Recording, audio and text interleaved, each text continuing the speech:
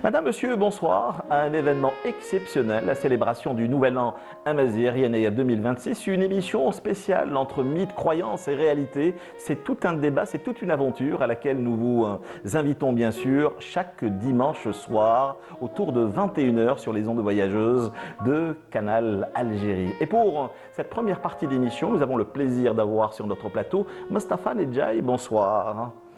Merci d'accepter notre invitation, Mostafa Nedjaï. Vous êtes plasticien, auteur de plusieurs ouvrages. On va en citer quelques-uns, du moins ceux qui ont marqué le grand curieux que je suis. C'est Memum Optimum, le regard de l'enfant sur le monde de l'art. Il y a eu également Ayred chez les Bnisnous, sur lequel nous reviendrons ce soir. Anaya chez les Bnisnous à Tlemcen, aux origines du théâtre, bien sûr, chez Daliman Édition, dois-je également le rappeler. Art ou pas art, la transgression frivole, qui a fait couler beaucoup d'encre et beaucoup de critiques aussi, Mostafa Nedjaï, mais également d'autres ouvrages sur lesquels nous reviendrons. C'est votre actualité, vous avez une triple actualité ce soir sur le plateau de Culture Club. C'est Désarticulation quand l'art refuse de mourir, et ça il faut également le rappeler, c'est une situation mondiale que connaît aujourd'hui le monde de l'art et de la culture. Il y a également Réminiscence d'artistes, on est dans une forme d'introspection et de questionnement sur lequel nous reviendrons également, mais aussi l'écho du vide.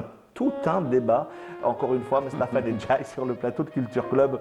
Merci d'accepter notre invitation et de démarrer cette autre aventure. C'est le second numéro de l'année 2026. Je dois également vous souhaiter bonne année, Mostafa Nedjaï. Bonne année à tous. Deuxième invité sur le plateau de Culture Club ce soir également. Je ne saurais pas comment le définir.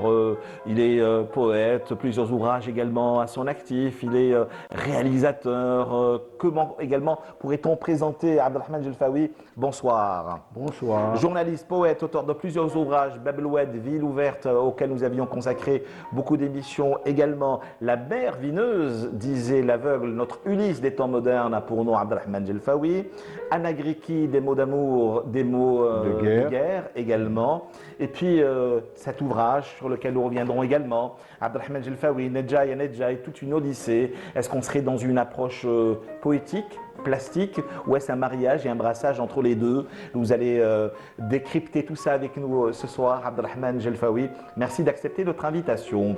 Troisième invité, justement, après l'organisation du 27e Salon international du livre. Une nouvelle dynamique, me disait notre troisième invité, qui n'est autre que Dalila Nadjem. Bonsoir. Bonsoir. Merci d'accepter notre invitation. 25 ans depuis la création des éditions Daliman. Cela ne nous rajeunit guère, Dalila Nadjem. 25 ans cette année, au mois de novembre, ça fera 25 Exactement, ans. donc des turpitudes, des inquiétudes, mais surtout aujourd'hui, vous disiez une nouvelle dynamique, une nouvelle approche. On est animé par la passion, on continue de vivre à cause et par et pour la passion. Eh bien, écoutez, c'est cette passion qui nous anime pour revenir retrouver nos téléspectateurs chaque dimanche soir. Les éditions, du moins la moisson livresque a été très importante en ce qui concerne beaucoup de maisons d'édition, parce que chaque 2-3 semaines, nous invitons une maison d'édition pour lui donner de la visibilité et surtout donner de la visibilité à ses auteurs. Merci d'être avec nous. Merci. Justement, comment définir cette année-là, comment l'approcher?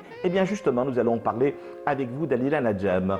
On parlait des temps anciens, des pratiques anciennes. Eh bien, justement, ces créations sont d'un gigantisme extraordinaire. On a réellement l'impression que ces sculptures nous viennent et ces animaux nous viennent d'un temps ancien, préhistorique pratiquement. Aujourd'hui, il était dans l'obligation d'être dans une forme de désarticulation, voire même de destruction de certaines de ces sculptures. Le pourquoi du comment, eh bien, nous allons en parler aujourd'hui avec lui. Mostafa Boussetta, bonsoir. Bonsoir. Merci d'être avec nous ce soir. C'est moi. Pourquoi ces temps anciens, pourquoi ces animaux gigantesques qui ont habité les murs du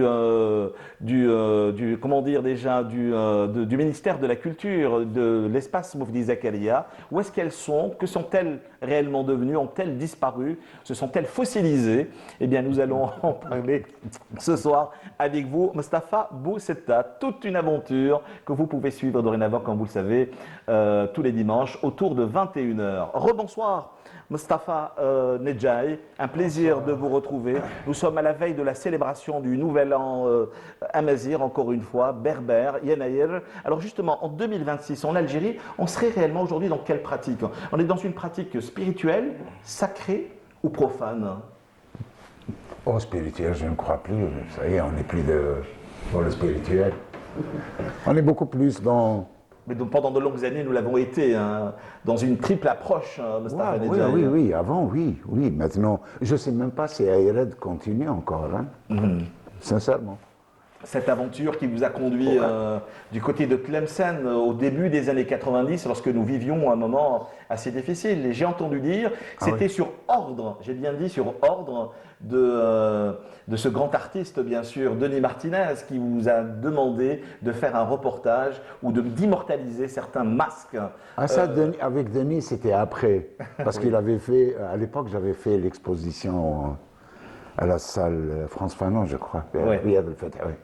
J'avais exposé, et j'avais exposé les mêmes photos à Mahatra pendant un festival de la poterie. Et c'est là où Denis m'avait dit, bon, tu dois faire ce livre. Si tu ne le fais pas, je ne vais plus te parler. Voilà, c'était...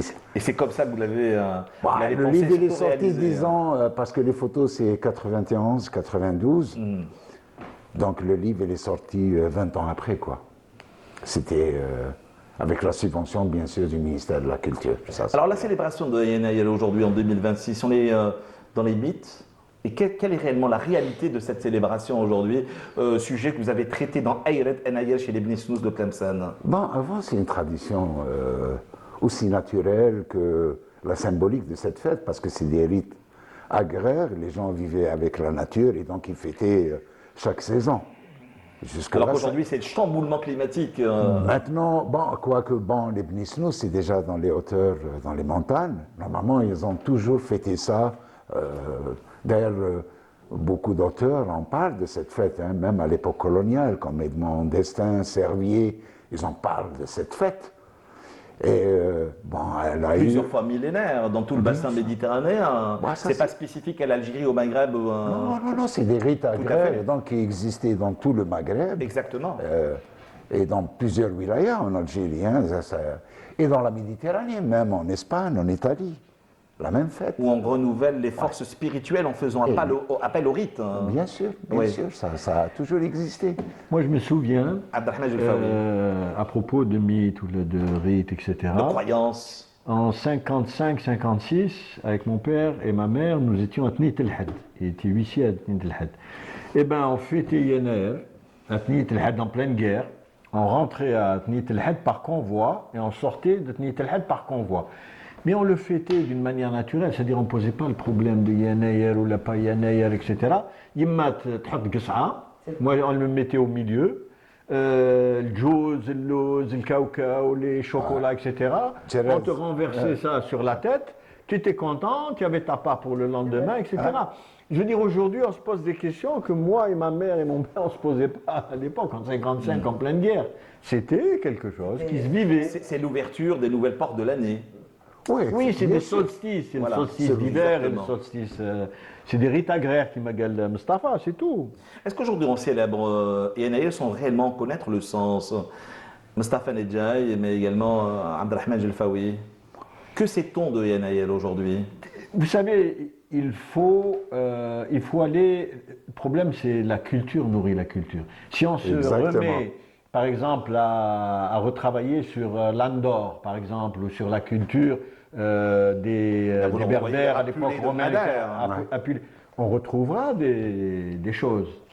Bon, mais s'il n'y a pas de recherche, s'il n'y a pas de travaux, s'il n'y a pas d'images, s'il n'y a pas de musée de ces questions-là, ben, ça va dans l'oubli. Alors justement, aujourd'hui, je pose plus la question au plasticien que vous êtes, Mostafa Nedjaï. Au début, était la gestuelle, le masque ou la couleur? Oh, je crois que c'est la gestuelle. La gestuelle féminine, ce que j'ai appris à la lecture de votre ouvrage, Ayred chez les Bnei Snous. Ça remonte à très loin, c'est des rites, c'est pour ça, on parle... bon, je ne vais pas citer un truc parce que je me rappelle quand on avait fait ce travail, et à cette époque-là, on voulait éditer le livre. Et donc, on a vu un certain monsieur qui est anthropologue, etc. Et donc, je lui ai montré les photos et tout ça pour dire, voilà, on aimerait bien publier ça, parce que nous, pour nous, c'était la découverte, quoi, le Dorado, un carnaval en Algérie, personne ne pensait. Eh bien, ce monsieur, qui était quand même, il nous a dit, bon, ça, c'est païen, c'est tout. Quand un anthropologue, entre guillemets, vous dit, ah, c'est des rites païens, c'est tout. Mais justement, Voilà. cet ouvrage, Mustapha Nedjaï, on est dans une triple, voire même une quadruple lecture.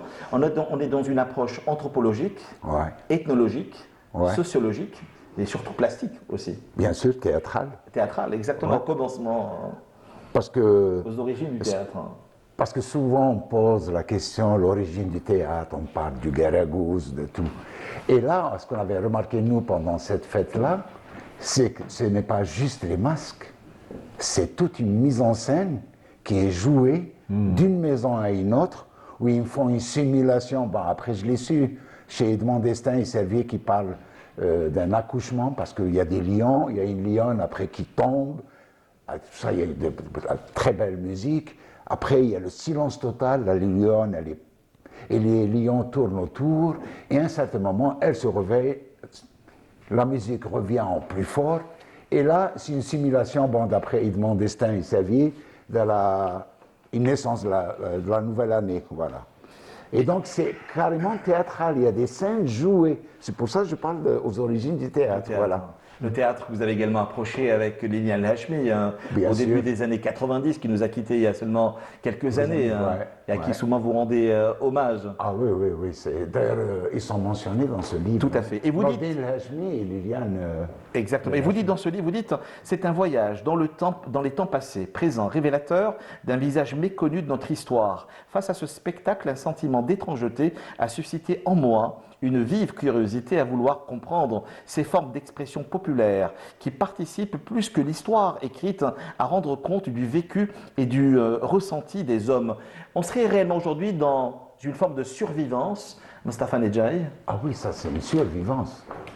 Parce que ce genre de fête, ça existait un peu partout en Algérie, et même dans la Méditerranée. Mais maintenant, il y a très peu. Ça reste un peu en Italie, au sud de l'Espagne. Il y avait aussi au Ténercook. Mais ça se fêtait presque dans tout le territoire En Afrique national. aussi, en Afrique, non. Bon, en Afrique, c'est autre chose, mais là, mais bien sûr, mais ça s'est perdu, ça reste dans très peu d'endroits encore. Donc on est réellement dans C'est la pour ça, survivance c'est des une temps survivance. anciens. Ouais. C'est une survivance. En préparant l'émission justement aujourd'hui qui tourne autour, pour ceux et celles qui viendraient tout juste de prendre nos émissions en cours de Yann Ayed, donc le Nouvel An Amazir, eh bien j'étais à la rédaction de Canal pour la préparation du débat de ce soir, et certains journalistes m'ont soufflé quelques questions, dont celle-ci, vouloir limiter Yann Ayed au seul espace maghrébin, voire méditerranéen, ne peut que confirmer l'étroitesse de vue de certains chercheurs. Où est-ce qu'on en est aujourd'hui concernant donc justement toutes ces recherches des temps anciens? Moi, je ne limite pas ça. C'est pour ça que j'ai dit c'est des rites agraires. Ouais. Ça veut dire que je remonte à la. Mais dans votre livre, on comprend que c'est beaucoup plus une approche émotionnelle, Mustapha Émotionnelle, Nedjaï. mais aussi elle est réelle. Oui. Ça veut dire, quand on parle de ces rites agraires dans les sociétés primitives, c'est des gens qui vivaient avec la nature et donc ils fêtaient chaque saison. C'était complètement naturel. C'est maintenant qu'on se pose des questions qui n'ont aucun sens. Mais toutes les On ne sociétés- connaît pas encore réellement Attends, et quand l'origine. quand je dis les sociétés primitives, ce n'est pas rien qu'en Afrique, ou en Europe, ou l'Amérique latine, partout. C'était l'homme qui fêtait, il vivait avec les saisons, il fêtait ses saisons, tout simplement. Tout le reste, c'est des commentaires gratuits. Donc, je reviens à ma première question. On serait dans plusieurs pratiques, hein. On serait réellement dans le spirituel, dans le sacré et dans le profane. Bien sûr, il y a tout ça. Ça s'entrelace. Ouais. La croyance, c'est clair. Les croyances, c'est. D'ailleurs, on le voit pendant la fête. Et dans toutes ces fêtes, on voit ce côté, d'ailleurs, même religieux qui rejoint. Parce que je me rappelle à Eret, quand il rentrait dans Accompagné les maisons- de chants aussi. Ouais, avec les chants et tout ça. Et avant de sortir d'une maison pour passer à une autre, donc il y a dawa. Dawa à qui? Le Malindar. Inch'Allah, il a un ta'khir, Inch'Allah, il fait les marades, Inch'Allah, etc., etc. Voilà. Ça se mélange parfaitement bien. Il n'y a aucun On problème. revient justement aux questions de nos amis journalistes. Les diverses tentatives pour saisir l'origine lointaine des rites de Yanayel sont demeurées stériles. Car, à un autre sens, le symbolisme et l'anthropologie religieuse sont deux approches essentielles dont on refuse le frottement. Pour quelle raison? Bon, moi, je vous dirais, il y a dernièrement, comment il s'appelle, Abdelrahman Khalifa, il vient de faire sortir un livre. Ouais. Nouveau livre. Et on n'est plus à 2000. Souvent édité chez Ouais. Liman Édition. Et on n'est plus à 2900, je ne sais, on est à 5100 et quelques. Et moi, je suis entièrement d'accord avec lui. Parce que ces rites, ils ont bien commencé bien avant.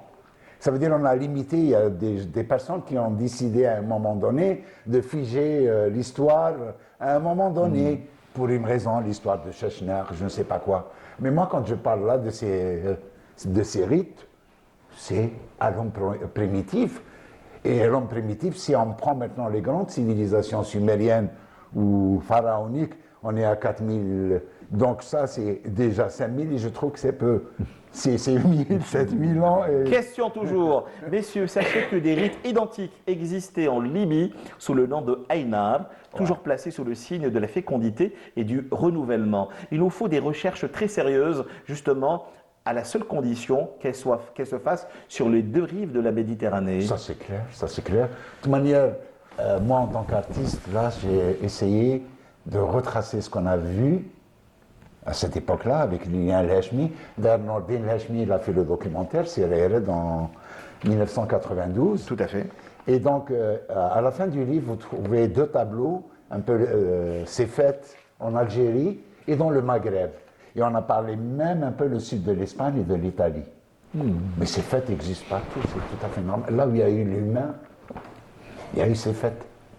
Et ces humains, ils vivaient avec la nature, ils fêtaient la nature. Nous, on vit maintenant avec les écrans et on se pose des questions bizarres. Il faut dire que, Parce qu'on est complètement Abdelrahman déconnecté. Djelfaoui dialogue avec les éléments et sur lequel on va revenir dans quelques instants. On parlait d'une triple actualité concernant Mustafa Nedjaï. Donc, Ayred, Enayel chez les Bénisnous, je le rappelle, Tlemcen, aux origines du théâtre, édité chez Daliman Édition. Et votre actualité, triple actualité, hein, on ne peut pas vous consacrer toute une heure, mais l'ouvrage qui m'a le plus parlé justement après Enayel chez les Bénisnous, c'est Réminiscences d'artistes, Réminiscences avec un S chez Daliman Édition. Et là, vous êtes réellement dans une quête très spirituelle. Hein. Vous êtes dans une forme de quête intérieure, Mustafa Nedjaï. Une introspection. Tout ouais. à fait, oui.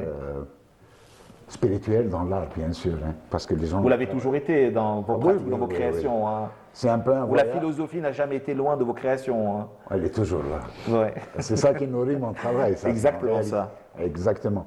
Et ça, c'est un voyage un peu dans le temps. C'est presque une, je dirais pas autobiographique, mais presque. Voilà. C'est un voyage un peu dans cette expérience. Et, Plus de 40 ans. Ouais, plus de 40 ans, c'est Ouais. incroyable. ouais. Exactement. Et donc, avec un récit un peu sur la dynamique de l'art, sur le process de la création. Il y a quelques. Une forme également de critique sur l'identité culturelle dans cet ouvrage. Toujours, d'ailleurs, on le retrouve dans tous les livres. Le problème, Exactement. quand on parle de Naïr, c'est la même chose. C'est Exactement. une quête d'identité. L'identité, elle est là. C'est pour ça que je dis, de nos jours, on est en train vraiment de se poser des questions sur des choses tellement simples et évidentes, et ça devient le grand débat. Il y a un passage qui m'a réellement interpellé dans cet ouvrage, c'est la complexité du processus créatif. Hein. Oui, ça. Vous en parlez encore, malgré une renommée presque mondiale, en ce qui vous concerne le processus, cette complexité du processus créatif. Hein. Rien n'est gagné quand il s'agit de la création. On tombe facilement dans des zones de confort et on se répète à vie. Mais quand il s'agit de créer, je vous garantis, même si vous avez 1000 ans d'expérience, rien ne change. À chaque fois que vous voulez passer un cap et essayer quelque chose de nouveau ou se surpasser, Ouais. vous redémarrez à nouveau, à chaque fois. Il faut juste accepter ça ou dompter ça et ça devient une condition de travail. Et avec le temps, ça devient, entre guillemets, un peu normal. Mais la création, elle n'a jamais été facile. Mustafa Nedjaï, Réminiscence d'artiste, je le rappelle aux éditions d'Alimen, à un moment donné, vous nous parlez également de solitude, même de blocage, de cette nécessité de résilience. Bah, sinon, La nécessité de résilience. ça veut dire, c'est une aventure solitaire en premier lieu. Tout à fait. La création, et là, Ibn Mustafa, il peut vous le dire, Abdelrahman, c'est une aventure solitaire. Ça, c'est clair. La résistance, ça fait Résistance et résilience. Et résilience, bien sûr. Ouais. Parce que nous vivons dans des mondes où on est acculé par pas mal de choses, et aujourd'hui plus que jamais. Et cette résistance ou résilience, elle s'impose. Et ce silence, qu'on va le retrouver dans l'écho du vide, ça veut dire qui est lié carrément à ce côté solitaire de faire le vide, d'être dans le vide qui n'est pas vide pour faire le plein. Toute une philosophie, bien sûr, sur laquelle nous reviendrons. Puis à un moment donné aussi, vous nous parlez de la décolonisation du concept. On a souvent parlé de la décolonisation, on a souvent provoqué des débats autour, bien sûr, des ouvrages et des idées de Fanon, d'idées fanoniennes, mais vous parlez justement dans cet ouvrage-là de décolonisation des concepts. Ça va être ma dernière question, avant d'en aborder d'autres avec les invités. Qu'est-ce que la décolonisation du concept, justement, Moustapha Nedjaï? C'est épurer un peu l'héritage colonial, parce que la culture, c'est la culture, le frottement, c'est extraordinaire, je ne serai jamais contre. Au contraire, c'est un enrichissement. On voit un peu dans la culture algérienne tous ces frottements, depuis les Romains jusqu'à l'arrivée des musulmans, Le problème culturel ne se pense pas. Maintenant, dans le mimétisme, on reproduit même la pensée du colonisateur sans se rendre compte, là ça devient délicat.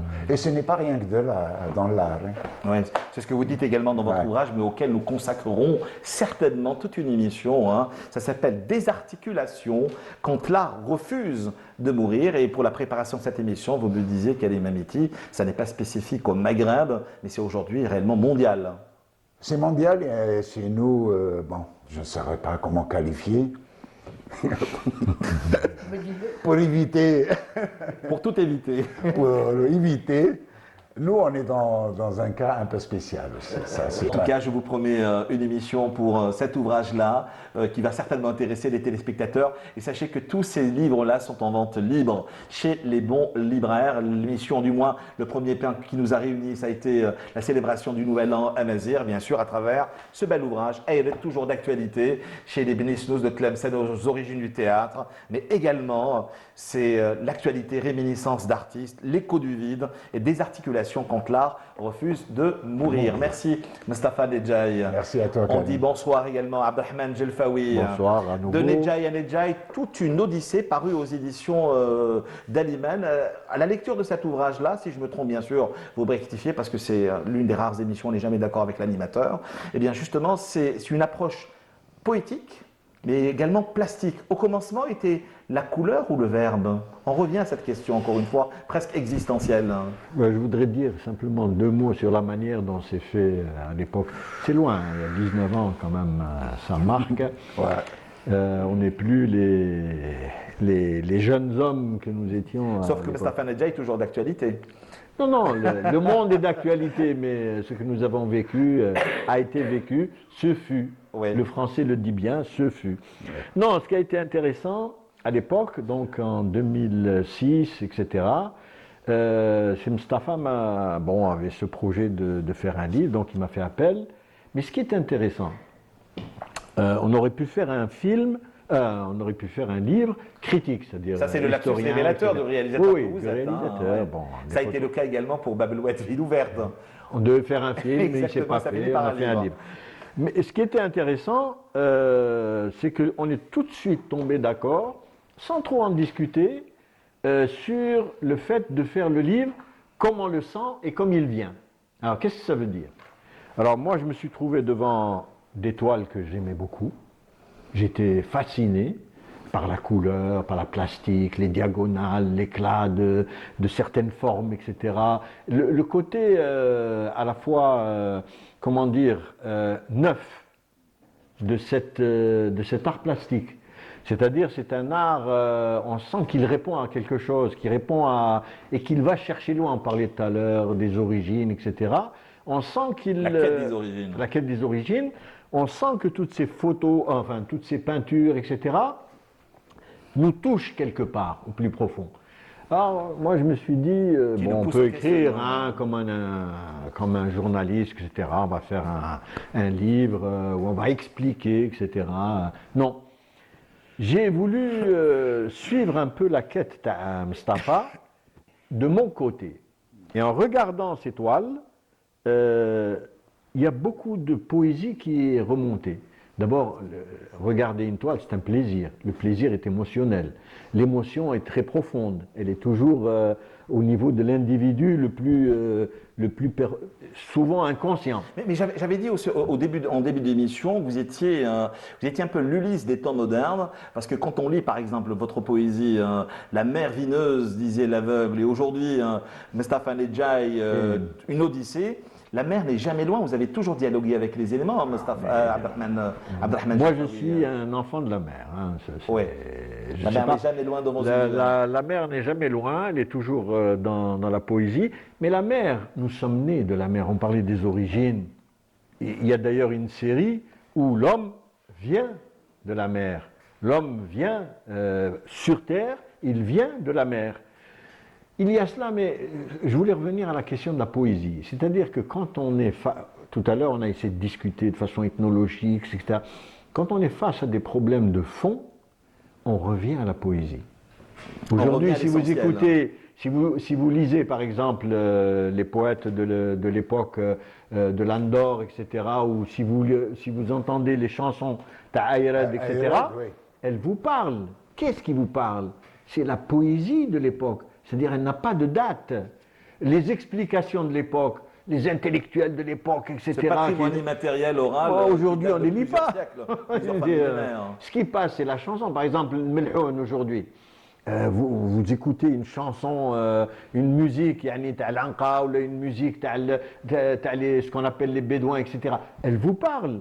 Mais donc, je suis revenu, si vous voulez, à qu'est-ce qui nous fait bouger. Quand vous êtes à la maison, quand vous passez un moment, vous mettez à chantonner, vous mettez à... Tahdar ma'a yemmak, Allah yarhamha pour ma mère, mais elle parlait par adage. Elle n'expliquait pas, c'était pas... Mais vous, par contre, vous parlez souvent aux esprits créateurs et créatifs. Oui, c'est des amis. Par exemple, d'ailleurs, j'étais content de venir parce que quand on parle en tout cas, les rapports que j'ai avec Mustapha, depuis qu'on se connaît, on a parlé de Lilia El-Hashmi, Nourdine El-Hashmi, mais il y avait Arslan, Ouais. il y a Arzqi El-Arbi, Azwa Mamri, chez qui on allait à Fort-de-l'Eau, on Addan. discutait. Il y avait Addan en dernier, mais Mustapha, chez qui on passait des soirées, des dîners somptueux. Hein? Il y avait Mustafa Abdelrahman, avec qui tu avais discuté, ou le Hassi. والحاسي. Ouais. Donc, quand vous êtes avec les artistes, vous n'êtes pas dans l'explication. Vous êtes dans Il y a des choses qu'on le n'explique pas. vécu, vous êtes dans la sympathie, vous êtes dans l'échange. C'est ça qui est important. Et donc, la poésie, à ce moment-là, elle va de soi. Eh bien, C'est justement, comme un verre d'eau. Eh bien justement, dans ce cadre-là, dans cet ouvrage, je vous le rappelle, Nedjai à Nedjai, une odyssée donc paru aux éditions d'Aliman, parce qu'il est question de Mustapha Nedjai ce soir, il disait en ces termes-là, l'acte de peindre est un acte spirituel, intime et à la fois gratuit, hein, comme toute bonne action. C'est une nécessité en soi, pour soi et sans en attendre rien en retour. Parlez-moi donc justement de cette aventure humaine qui vous a réuni à Mustapha Nedjai jusqu'à la naissance de cet ouvrage. D'abord, Que vous a-t-il il l'a bien dit, il y a une aventure qui est personnelle, solitaire. C'est le peintre, etc. On ne sait pas très bien. Et puis, une fois que l'œuvre est là, elle ne lui appartient plus. Elle appartient à ceux qui sont là, à ceux qui la regardent. Et il y a la jonction avec Mustapha, c'est d'abord un artiste d'un ton neuf. Il vient après la période de la décennie noire, et il vient dire un certain nombre de choses, il est d'accord, il n'est pas d'accord. Il n'est jamais d'accord, Mustapha Nedjai. Il réagit, etc. Et ça, dans la peinture de Mustapha, c'est déjà énorme. Deuxièmement, on a affaire à quelqu'un qui est un plasticien à plusieurs niveaux. Par exemple, quand on s'est mis à faire ce livre, il a fait la maquette. Il a cherché les casses pour l'écriture. Donc, bon. Ensuite, il y avait des pages, faut-il les faire en violet, en bleu, etc. Il a khélé. Je veux dire, c'est pas simplement la peinture, c'est-à-dire on se met, il y a même des photos où il y avait une photo, je ne sais plus où elle est, il y avait une peinture et on en discutait et il y avait un peu trop de blanc. Et au bout de la discussion, il a fini par faire sortir les personnages qui étaient dans la peinture, tu te rappelles? Ouais. Et ils se sont mis à marcher sur le blanc. Donc vous voyez, peinture le habitée, rapport de discussion, on ne le savait pas à l'avance. Mais il est souvent dans le questionnement dans cet ouvrage, et vous le citez également, quand il vous dit que la réalité est ailleurs. On se croirait dans un épisode de X-Files avec Scully et Mulder. Justement, il dit ici, nos perspectives habituelles de compréhension se courbent jusqu'au point de rupture. Il a toujours été dans des ruptures, dans pratiquement toutes ces expositions qu'il a souvent thématisées. Hein. Quand vous prenez par exemple cet hommage qu'il a rendu au cardinal de la chanson algérienne, l'incomparable Ajd el-Abd el-Hajj Mohamed El-Anqa. Il a également de Ellipse et Lapse également. Le point de rupture, il est également là dans ce questionnement, dans cette envie de rompre avec ce qu'il subit au quotidien, que ce soit dans cette société ou ailleurs. C'est ça là. C'est un La au-delà. remise en question. C'est une remise en question parce que nous sommes des êtres vivants. Nous ne sommes pas des robots. Et à un moment donné, quelles que soient les pressions qui s'exercent sur vous, dans votre quotidienneté, qu'elles soient financières, politiques et autres, il y a un moment donné où l'être humain, avec tout ce qu'il porte depuis la nuit des temps, ressurgit. Et quand il ne peut pas le dire d'une certaine manière, il le dit avec aisance, dans la poésie, avec des fleurs. Il exprime également avec le signe. Auriez-vous du moins, Mostafa Nedjaï, une filiation avec ce groupe qui a révolutionné peut-être la peinture algérienne, à savoir le groupe Aouchem. Lorsque vous nous parlez souvent du signe, mais en particulier de ce poisson rouge. Attends, le signe, pour moi, c'est le poisson rouge, c'est la vie. Oui. Le signe. Voilà. Mais pas le signe chez Aouchem. D'accord. Moi, je pensais qu'il y avait une forme de retravailler le signe ou Non, je serais dans la continuité, mais je n'ai pas les préoccupations identitaires. Parce que Aouchem, c'était une revendication aussi d'une identité à un moment donné. Et c'était pas 67. fait. Parce qu'il fallait. Il fallait. Qui a été même très critiqué à l'époque par un des pères fondateurs de la peinture, Issiham, pour ne pas le citer, qui a été, paraît-il, d'une violence extraordinaire lors de l'inauguration d'une des expositions. L'histoire de ce pays. Mais bon, moi je me considère un peu de ces artistes des années 80 qui ont une autre revendication. Ça veut dire, on est beaucoup plus l'identité individuelle que l'identité nationale. J'ai comme l'impression que c'est le petit enfant qui parle. Encore une fois, vous pouvez me corriger quand on fait appel ou quand on refeuille un de vos ouvrages, Memum Optimum, et quand on vous lit dans cet ouvrage très intime, qui a été décrypté tel un chirurgien par Abdelrahman Jelfaoui, quand vous dites s'étonner, s'émerveiller et apprendre, c'est vivre. Il y a des petites vérités qui en disent beaucoup, plus sur la vie que toutes les grandes théories de ce monde. Libérez-vous juste un instant du carcan social pour découvrir d'autres cieux. Ouais, c'est ça le regard d'enfant. Ouais. C'est pour ça que j'ai fait la liaison entre Memum Optimum, mais également de Nedja et Nedja, une odyssée. Exactement, exactement. Il faut voir Dalila Najem. c'est-à-dire la relation avec son éditeur. C'est aussi le petit enfant c'est un enfant gâté. C'est pas un auteur gâté, c'est un enfant gâté. Et pour lui, c'est d'une telle évidence. Tout ce qu'il fait, c'est d'une telle évidence qu'il doit. Tout ce qu'il dit, tout ce qu'il écrit, on ne peut même pas le contrarier. Il faut juste le laisser réfléchir. Non, et produire, moi je le laisse s'énerver. Ouais. Je le laisse, puis je réponds même pas d'ailleurs. Nous avons eu des moments assez pas durs, mais disons houleux, on va Mais dire. c'est ça la passion. Alors le rapport, vous me tendez une perche Dalila Najem, bonsoir à ceux qui viennent tout juste de nous retrouver. Le rapport auteur-éditeur aujourd'hui, serait-ce un long fleuve tranquille ou une mer houleuse? Ah, c'est plutôt une mer houleuse. Oui. Oui. En 25 ans d'activité, j'en ai appris, j'en ai vu et Mais vous continuez aujourd'hui, Oui. malgré 25 ans de questionnement, de turpitude, de crise. Vous me disiez pour la préparation de cette émission, ce dernier salon international du livre est une véritable bouffée d'oxygène. Oui. J'aimerais bien revenir sur cette... vous ressentez une véritable dynamique, une véritable politique en direction de cet objet de désir et de plaisir qu'est le livre? En fait, ces 3 dernières années, nous nous sommes retrouvés avec plusieurs éditeurs, sans nous consulter, hein, à ne plus avoir d'événements comme il y en avait autant avant. Hein. Maintenant, nous avons le SILA, puis un an après, c'est le SILA. Il n'y a plus d'activité au milieu. Ouais.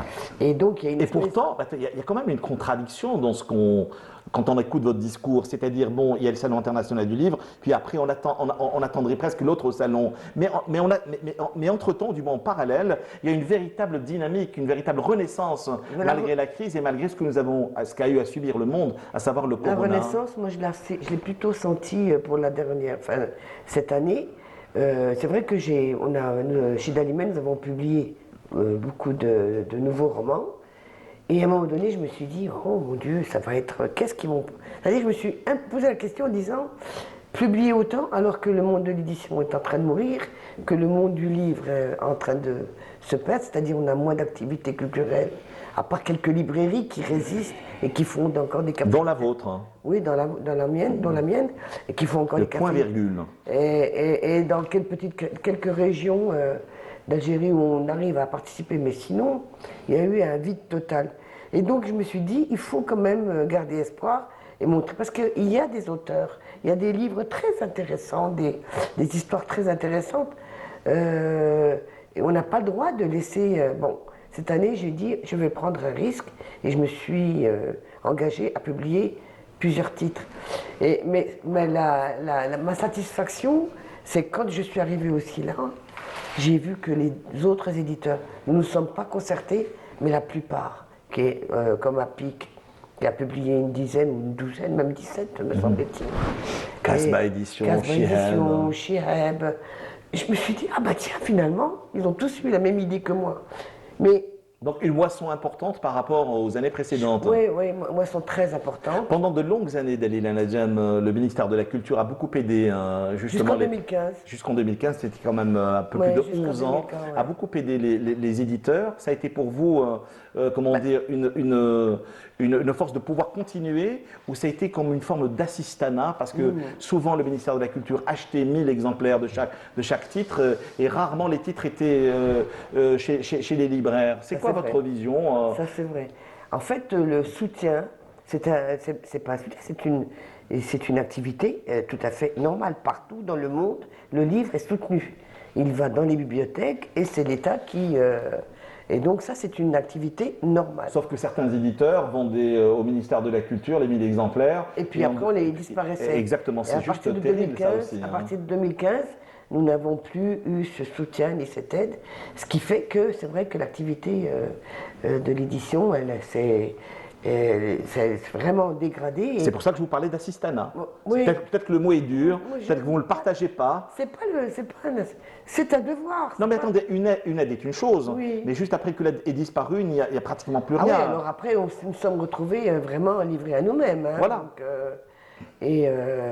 ça a été très dur, hein, surtout de 2015 jusqu'à 2019. Puis après, il y a eu le Covid. Le Covid, nous sommes tous tombés à terre. Et on n'a pas été... Le monde, hein. Oui, C'est mais un nous, en véritable Algérie, le chamboulement. monde de l'édition, nous avons été Il y avait vraiment presque très rien. isolés. Qu'est-ce que vous seuls, retenez de cette 27e édition du Salon international du livre d'Adila Nadjam? Ce que je retiens, Qu'est-ce qu'elle vous a réellement apporté? Parce que lorsque je vous ai appelé pour la préparation de cette émission, elle m'a dit la chose suivante. Bon, le Salon du livre, et après? Oui, Et mais puis il y a ça, eu un c'est- moment de silence Mais- dans votre voix lorsqu'on s'est parlé au ça, téléphone. c'est une... Et après, hein. Oui, oui. Ça, c'est une discussion que j'ai eue avec le directeur de l'édition APIC, Karim Chir. Chir. Comment vas-tu, Karim? Ça va, oui. Ça s'est bien passé, ça va, oui. Et maintenant, on fait quoi? Voilà. On fait quoi maintenant? La C'est-à-dire, grande question. hein. la grosse question. Pendant une année, on est là, on est motivé, on travaille, on réfléchit, on corrige, on prépare, on s'installe, on vend, on rencontre du monde, on range nos affaires. Puis après, on fait quoi? Mais Dalila, Alger n'est pas l'Algérie, ça je ne cesserai jamais de le répéter. Il y a ce qu'on appelle d'autres régions, il y a les maisons et plutôt les maisons de jeunes et les maisons de culture auxquelles. Nous ne sommes pas sollicités. Il y a quelques régions, en Kabylie en tout cas, dans les petits villages, où nous avons réalisé des très belles manifestations dans certaines régions de Kabylie. Et puis l'année dernière, mais cette année, nous n'avons pas eu. Il y a eu un salon qui a été organisé avec l'ENAG et le ministère de la Culture dans 2 ou 3 régions, Constantine, me semble-t-il. Il y avait Oran, il y avait Tamanrasset. Est-ce que nous sommes arrivés en 2024-2025 à résoudre cette équation de la distribution? Jamais. Jamais, ça n'existe pas. Ça n'existe pas. Tant qu'il n'y a pas, possible, il n'y a pas de hein. statut, il n'y a pas de statut de diffuseur. Pourtant, il y a eu des salons, il y a eu des assises, Ouais. il y a eu des recommandations, il y a eu des lois. Mais Karim, il y a un statut, il y a des lois pour l'édition. Mais pour le diffuseur, le distributeur, il n'y a rien. Il n'y a rien qui nous protège, qui protège cette activité. Il n'y a aucune loi. Donc, Je veux dire, les livres que nous présentons aujourd'hui. il n'y a aucune garantie. Très bien, les livres que nous présentons aujourd'hui sur le plateau de Culture Club, que ce soit en Algérie mais également ailleurs, parce que Canal Algérie, d'abord une vitrine de l'Algérie pour l'Occident, est-ce qu'on peut réellement les retrouver chez les bons libraires? Très difficilement. C'est très très difficile. Si nous ne faisons pas nous-mêmes la Il y a diffusion. eu des pourparlers, il y a eu des discussions avec la nouvelle ministre de la Culture pour justement moi, je adopter suis des un peu- recommandations quant à la distribution Ouais, il y et a à la une- il y visibilité a de une nos nouvelle auteurs. équipe, je ne sais pas ce dont ils ont discuté, ce qu'ils ont proposé. Nous, de toute façon, on ne nous a pas consultés. Donc. Et pourtant, vous continuez à vous dites. Mais je fais parce que c'est mon métier, parce que Ouais. ça fait plus de 30 ans que mon entreprise existe. Dalimen existe depuis. Nous allons fêter les 25 ans en novembre. Moi, quand je pense tous les auteurs qui sont passés chez Dalimen, bon, c'est vrai qu'il y en a quand même quelques-uns. Le premier livre qui est sorti chez Dalimen, le tout premier, c'était Allah yarhamou, le livre Les temps préhistoriques de Nordin Saoudi. Et juste ça, après, ouais. juste après lui, c'était en Beau 2001. livre. Juste après lui, c'était les billets de Saïd Mekbel, ce voleur qui. Et là, l'aventure, elle a commencé comme ça. Et Donc, elle s'est jamais arrêtée. elle s'est jamais arrêtée. Ouais. Elle s'est jamais arrêtée. non. Vous parliez à l'instant de ce voyage préhistorique que nous a offert le regretté oui. Nordin Saoudi. Vous savez quoi, vous me tendez réellement la perche Oui. pour parler cette fois-ci de créatures et de construction, de déconstruction de ces animaux qui nous viennent d'un temps lointain préhistorique. Je le disais à l'instant, merci pour la perche Dalila. Bonsoir Mustapha. C'était une façon de rendre hommage aussi à Nordin Saoudi. parce que- Exactement, tout à Ah fait. ouais. On ne l'oublie pas. Un plaisir de vous recevoir. Pourquoi ce véritable voyage vers ces temps préhistoriques? D'où vous est venue cette idée, cette envie, cette passion de construction, d'imagination et de réalisation d'animaux gigantesques? Vous êtes réellement dans ce gigantisme extraordinaire, Mustapha Bousta. Ça vient tout seul, ça s'impose à toi. Et voilà, de fil en aiguille, tu te retrouves à faire des trucs de plus en plus importants, de plus en plus grands, de plus en plus gigantesques. Et c'est tout. Il y a également, je pense... Il y a une forme de démesure. Hein. Oui, parce que tu as la possibilité de le faire. Tu es complètement libre. Tu n'es pas... ce que tu fais, ça n'a rien d'alimentaire. Tu sais très bien qu'à un moment donné, ça ne va pas se vendre. Qu'est-ce que tu vas en foutre ou tu vas le mettre, etc. Et pourtant. Mais tu t'en fous de tout ça. Tu y vas parce que personne n'a osé le faire. Toi, tu oses le faire. Et advienne que pourra. Voilà, c'est pas aussi simple. Et voilà, à un moment, si les gens ils viennent, ils t'encouragent, ne serait-ce que du regard, tu vois dans l'émerveillement. J'exagère toujours un peu dans Non, ce que vous pouvez je dis, le dire, dans ce c'est que vraiment je fais. l'émerveillement. Ouais. Les gens ils sont émerveillés, ils se disent purée, pourquoi il est fou de faire ça? À quoi ça va lui servir? Mais toi, tu sais que tu le fais parce que tu as besoin de le faire et tu as besoin que quelque part tu te dis peut-être qu'il y a un ou des dingues comme moi qui vont oser, tu espères, tu vois. Tu espères. Vous avez été dans la construction, mais à un moment donné, malheureusement, j'ai bien dit malheureusement, vous avez été dans l'obligation d'être dans la déconstruction, voire même dans la destruction, Mustapha Bousta. J'étais un peu contrarié par rapport, je perdais l'espace où ces sculptures étaient exposées. Donc j'ai été très très contrarié. Et pourtant elles habitaient l'espace du Palais de la Culture, cette grande terrasse extraordinaire. Non, mais ça, c'est pas moi qui décide. Mais il fallait les voir stockées chez lui aussi, parce Ouais. qu'il faut Ça, les c'est- stocker aussi. Si tu les vois, comment qu'elles sont stockées, moi je les vois tout le temps quand je regarde comme ça. Elles sont vraiment imbriquées les unes dans les autres et tout ça. Elle vous habite et vous questionne. Comment? Elle vous habite et vous questionne. Pourquoi la création pour la destruction juste après? Vous leur donnez vie et vous les déconstruisez, vous les... C'est comme ça, c'est de la déconstruction. Cette Ouais. image, c'est de la déconstruction. Mais la déconstruction, elle t'aide aussi à aller dans une autre forme de création. Tu vois, ça te donne une autre force. J'avais un oiseau immense, c'est un oiseau tueur qui fait à peu près 3 ou 4 mètres de hauteur. Et quand je l'ai coupé en deux, lui, il l'a vu. C'est le seul, Mustapha, c'est le seul à avoir eu l'occasion de le voir. Et du coup, tu te retrouves avec 2 têtes de cétacés immenses. Et c'est fabuleux, tu vois. Donc, je suis sûr que je vais arriver à des résultats assez extraordinaires, auxquels moi-même je ne m'attends pas. Et par la force des choses, je suis arrivé sinon, tu n'as pas le courage de le faire. Prendre un truc, tu as travaillé 6 mois dessus, tu vas le couper, tu vas le casser, tu vas le démonter. Cela ne vous a-t-il pas donné, ou du moins poussé, à d'autres réalisations beaucoup plus mesurées? Et non. Mesurer, c'est quoi la mesure? Ça serait prémédité, ça. Moi, ce qui m'intéresse, c'est la démesure. La démesure. Qu'est-ce que je vais foutre avec des petits trucs comme ça que je vais mettre sur ma table de nuit ou là. Pour pouvoir également les vendre et vivre de votre art, Oui, non, je Mustapha. m'en fous de de ça. cet art. Je m'en fous de ça. Moi, je suis pas riche, et je n'ai pas de voiture. Vous êtes riche de par votre savoir, vos créations, votre on s'en imaginaire. fout. Parce que quand tu as la chance d'être artiste, créateur et tout ça, l'argent, c'est rien. C'est une chance ou une malédiction? J'ai toujours fait, j'ai toujours fait la part des choses. Moi, j'ai toujours un beefsteak dans mes enfants, en tout cas, dans leur assiette, parce que j'ai fait justement la part des choses. Je ne veux pas vivre de mon art. Vivre de son art, tu deviens dépendant. Vous ne voulez pas ou vous ne pouvez pas? Vous ne voulez pas ou vous ne pouvez pas? Non, ça ne m'intéresse pas de vivre de mon art. Ça te dit pied et poing.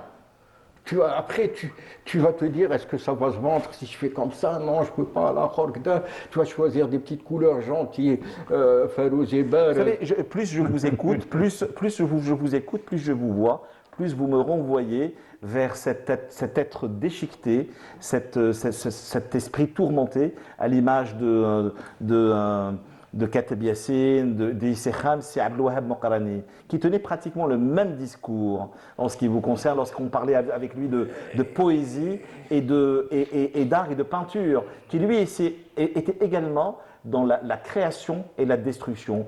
Il lui arrivait rarement parce que je voulais par la même occasion lui rendre hommage, Mokarani, on en parle tellement rarement, qui vous a souvent accompagné. Tous les artistes sont quelque part tourmentés. Oui, tourmentés. En eux, un Mokrani qui tourne dans la caboche, dans la cabessa. Mokrani, il était réellement, tu vois, c'est un cas unique, c'est un cas peut-être pas unique. C'est l'enfant spirituel c'est l'enfant spirituel de ce grand artiste. Bien sûr, l'un des pères fondateurs de la peinture algérienne moderne, qui est Mohamed Issecham, bien sûr. Oui, mais c'est un peu l'enfant à tout le monde ici, Akham. Non, mais Mokrani, Issecham, Mokrani, on a bien compris. Sauf que Issecham portait en Mokrani beaucoup d'espoir. Mokrani, c'est... Je peux pas te dire que Mokrani était spécial, ça tout le monde le sait. Mokrani, il était malade, il te rendait malade avec lui, tu vois, il te tourmentait, il te bouleversait. tu l'emmènes en balade parce qu'il n'avait pas confiance en lui-même. Tu le prends dans la voiture, tu l'emmènes en balade et il te dit. Mais c'est aussi un peu votre rapport à la peinture, si vous me permettez, pour revenir à vous, parce qu'il nous reste moins de 5 minutes avant la fin de l'émission. Votre rapport à la création, votre rapport à la sculpture est assez serein, et pourtant votre rapport à la peinture est assez tourmenté. Ouais, Pourquoi? La sculpture, c'est en 3D. Tu commandes, tu es là, tu prends un escabeau, tu montes, tu prends du recul au collège. La peinture, elle ne te donne pas cette possibilité. Elle ne te donne aucune chance. Tu as l'impression d'avoir... Vous avez presque du mal, est-ce que je me trompe en disant, vous avez du mal à approcher la peinture? Pour quelle raison, Mustapha Bouchta? Par l'acheter, tout simplement. Par parce que l'acheter. bien sûr, c'est dur la peinture. C'est dur, c'est comme l'écriture, peut-être, je ne suis pas écrivain, mais quand tu lis des trucs, tu te dis comment il a pu écrire ça. Et quand tu vois certaines peintures, tu te dis comment il a pu faire ça. C'est pas évident. Peindre, c'est pas un truc. Voilà. On parlait en début d'émission, on parlait bien sûr de Mustapha Nedjaï, mais également de Abdelrahman Djelfaoui, de son rapport de son dialogue permanent avec les éléments et de son rapport également à la vie et à la ville, où Alger pratiquement est omniprésente.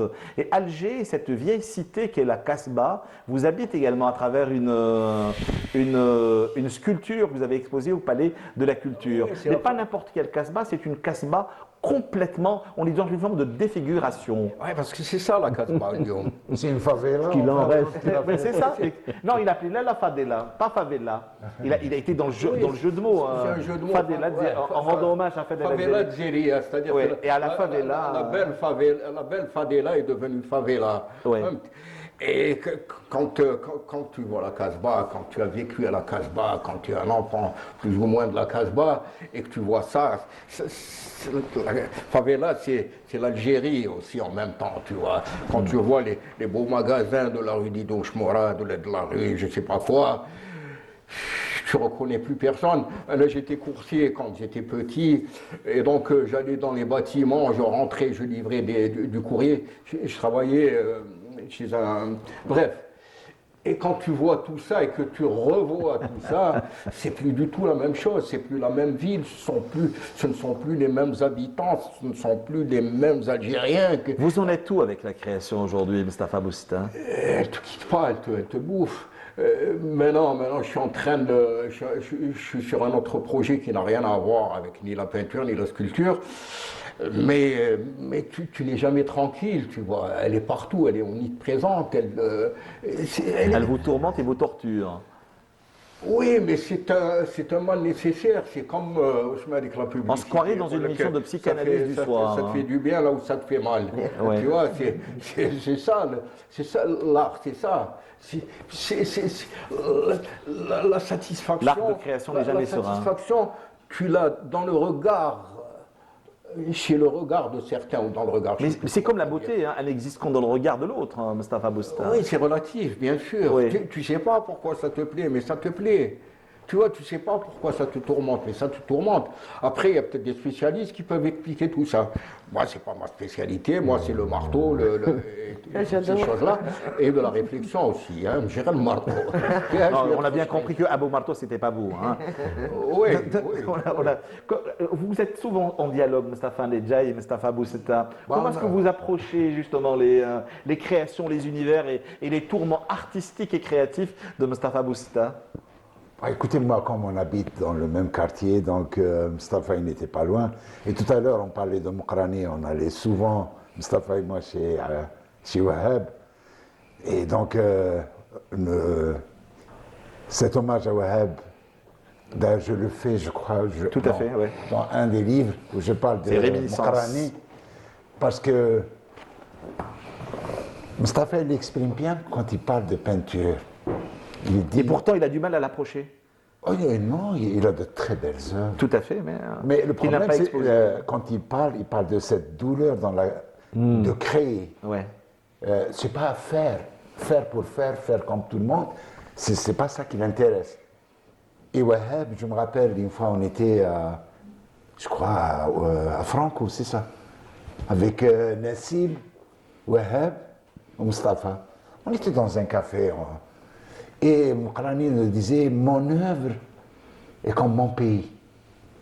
Elle est toujours inachevée. Tu te rappelles ça? Joliment bien dit. Hein. Ouais. Oui, C'est- ouais. c'est- ouais, Abdul Wahab était un grand poète également. Hein. Oui. Mais ouais, quand On tu a eu rentres à le chez- voir dans- ouais, quand tu rentres chez lui, il y en a partout, dans le couloir, au Klishima, quand tu penses qu'il y avait. Tu vois, et C'est vrai, hein, en plus. c'est le chaos le plus absolu. Non, lui parlait du chaos organique.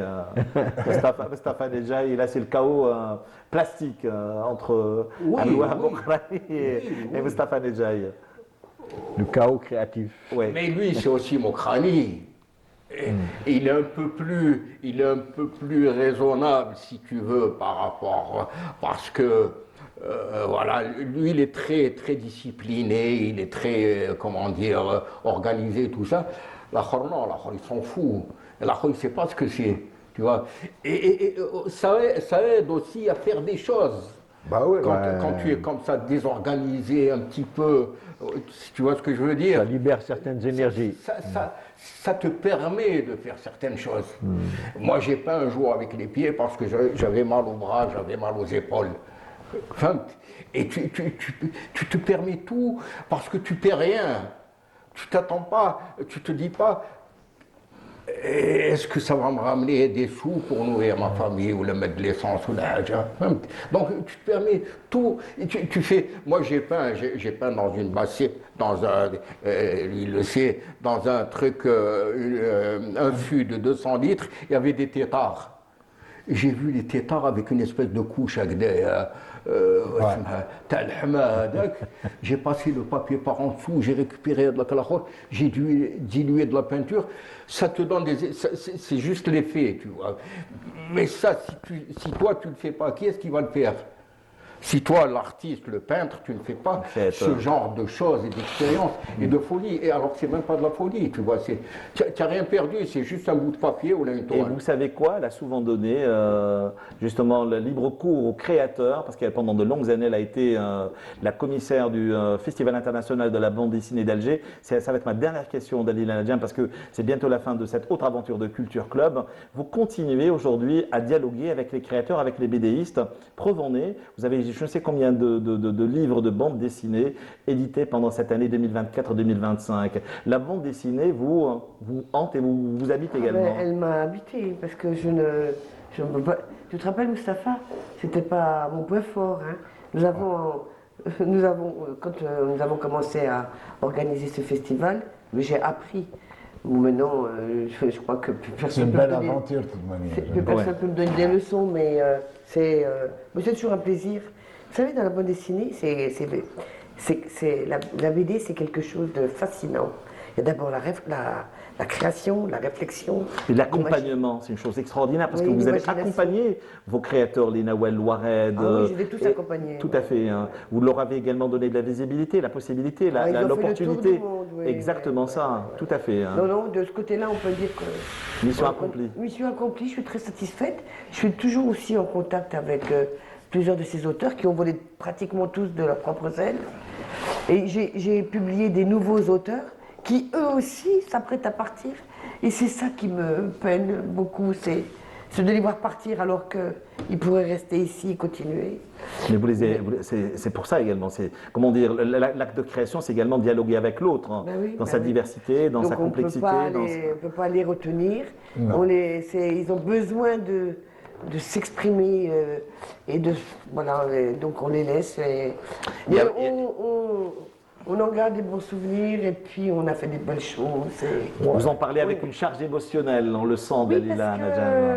parce que c'était une belle aventure, tout, hein. Humaine avant toute chose. Tout à fait. Ah oui, oui, oui. Et c'est ce que nous. Surtout. Ben, Abdelrahman Surtout a humaine. commencé aussi avec nous hein, dans la première première année. édition. Bah, en 2000.